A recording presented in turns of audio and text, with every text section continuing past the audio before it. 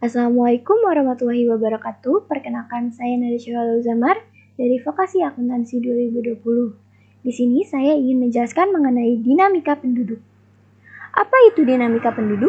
Dinamika penduduk adalah perubahan atau pertumbuhan jumlah penduduk dari waktu ke waktu. Hal ini disebabkan faktor-faktor yang mempengaruhinya. Pertama, kelahiran atau natalitas, kematian atau mortalitas, dan yang terakhir, perpindahan atau migrasi. Kelahiran atau natalitas terdiri dari faktor penunjang dan juga penghambatnya. Pada faktor penunjang terdiri dari kawin muda, budaya, anak sebagai penentu status sosial orang tuanya, yang terakhir, anak sebagai penerus orang tuanya. Nah, adapun faktor penghambatnya, yaitu program keluarga berencana atau program KB, banyaknya wanita karir, dan yang terakhir, penundaan usia pernikahan. Nah, selanjutnya terdapat kematian atau mortalitas. Di sini juga terdapat faktor penunjang dan juga penghambatnya. Pada faktor penunjang terdiri dari rendahnya kesadaran masyarakat mengenai kesehatan, kurang meratanya fasilitas kesehatan, kurangnya gizi masyarakat, dan yang terakhir terjadinya wabah atau bencana.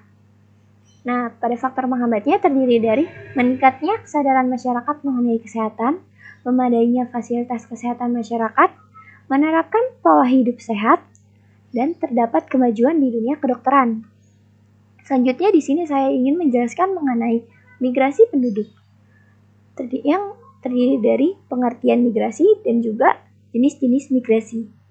Pengertian migrasi, perpindahan penduduk dengan tujuan untuk menetap dari suatu tempat ke tempat lainnya melewati batas administratif atau batas negara. Dengan kata lain, migrasi dapat diartikan perpindahan relatif permanen dari suatu daerah ke daerah lainnya. Jenis-jenis migrasi. Migrasi internasional yaitu perpindahan penduduk dari suatu negara ke negara lainnya. Dan juga ada kedua, migrasi nasional, yaitu perpindahan penduduk di dalam suatu negara atau urbanisasi. Yang ketiga, ada transmigrasi, yaitu perpindahan penduduk dari pulau yang padat penduduk ke pulau yang jarang penduduk di dalam wilayah NKRI. Nah, yang keempat, ada ruralitasi, yaitu perpindahan penduduk dari kota ke desa dengan tujuan untuk menetap. Ruralisasi ini merupakan kebalikan dari urbanisasi.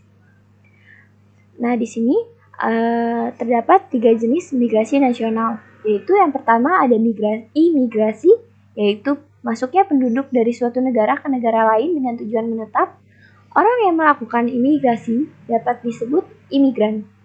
Yang kedua terdapat imigrasi, yaitu keluarnya penduduk dari suatu negara.